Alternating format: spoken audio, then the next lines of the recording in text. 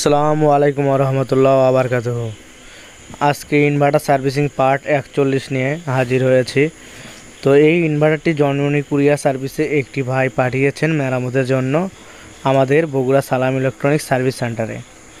তো আমি সালাম আপনাদের সঙ্গে আসি ইনভার্টার মেরামত বিষয়ে আলোচনা করব আজকে। তো এই ইনভার্টারটি কোনো একজন টেকনিশিয়ানকে দিয়েছিল এই ইনভার্টারটি যে ভাইয়ের, তো সে টেকনিশিয়ান মডিফাই করে কাজটা করার চেষ্টা করেছে, কিন্তু মডিফাই সূত্র সঠিক না হলে এখানে কাজ হবে না। ইনি যেভাবে কাজ করেছে এটা একদম একটা ভুল কাজ।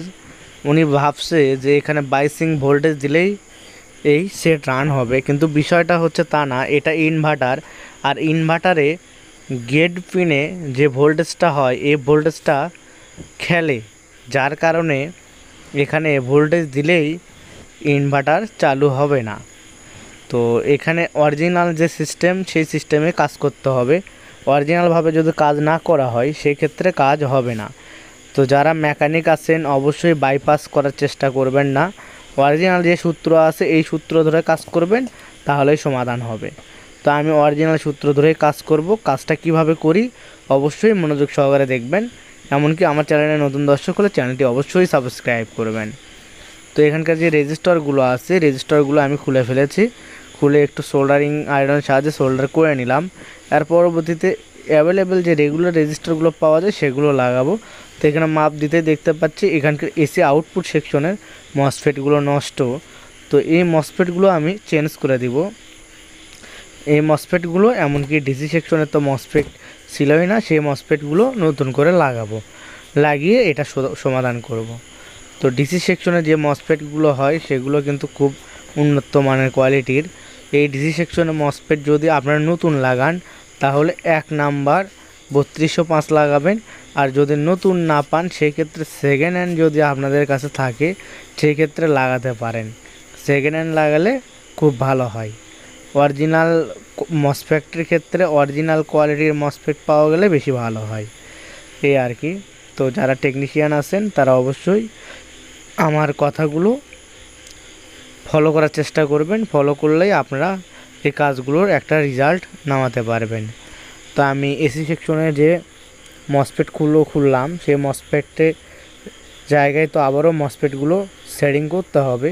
সেই জন্য আমি এখানে সাকারের সাহায্যে আমি লেগগুলো যাতে ইজিলি বসাতে পারি সেগুলো পরিষ্কার করে নিচ্ছি।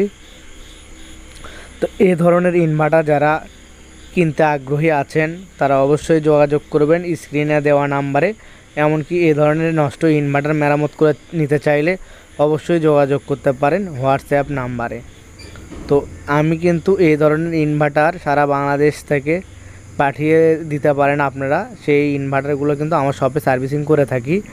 আর যারা ইনভার্টার কিনতে চাচ্ছেন এই ধরনের 1000 ওয়াট, 2000 ওয়াট, 3000 ওয়াট, তারা অবশ্যই যোগাযোগ করতে পারেন স্ক্রিনে দেওয়া নাম্বারে। যোগাযোগ করে কিছু টাকা পেমেন্ট করলেই আমরা বাংলাদেশের যে কোনো জেলায় হোম ডেলিভারি দিয়ে থাকি। এটা আপনি হোয়াটসঅ্যাপে যদি অর্ডার করেন, অর্ডার করলে আপনার ঠিকানা অনুযায়ী আপনার বাসায় চলে যাবে আপনার অর্ডারকৃত ইনভার্টারটি। তো বন্ধুগণ, আমার এটার এসি আউটপুট সেকশনের মসফেটগুলোও লাগানো কমপ্লিট। এখন ভিডিও ফুটেজে অতটা সুন্দরভাবে তোলা সম্ভব হয় না, কারণ আমার একা হাতে অনেক সময় কাজ করতে হয়, ভিডিওটি করা একটু কঠিন হয়ে যায়। এখন আপনাদের রিকোয়েস্টে ভিডিওগুলো করতে হয় যে কীভাবে মেরামতগুলো করা হলো এই জন্য। তো আমার মসফেটগুলো লাগানো কমপ্লিট দেখুন। এমনকি এখানে যে সোল্ডারিংগুলো করেছি সেগুলো নিখুঁতভাবেই করেছি। তো আমি কাজটা যখন নেই তখন আমার নিজ দায়িত্বেই সুন্দরভাবে যতটা পারি আমি চেষ্টা করি কাজটা পারফেক্ট করার। তো বন্ধুগণ, এটা মোটামুটি কমপ্লিট আমি সেট আপ করেছি। এখন দেখতেছি এটা ব্যাটারি থেকে সাপ্লাই দিচ্ছে কিনা, এমনকি কারেন্ট থেকেও আউটপুট দিচ্ছে কিনা। তো এই তো দেখুন এই ছোট্ট একটি ফ্যান চলতেছে। এই ফ্যান দিলে আমি বুঝতে পারি 50 হার্জ ক্লিয়ার আছে কিনা। 50 হার্জ যদি ক্লিয়ার না থাকে সেক্ষেত্রে ফ্যান ঘোরে না। তো এখানে চার্জিং রেড কালার বাতিটা জ্বলে উঠেছে, এটা কমপ্লিট হয়ে গেছে। তো বন্ধুগণ, ভিডিওটি পুরোটা দেখার জন্য আপনাদের জানাচ্ছি ধন্যবাদ।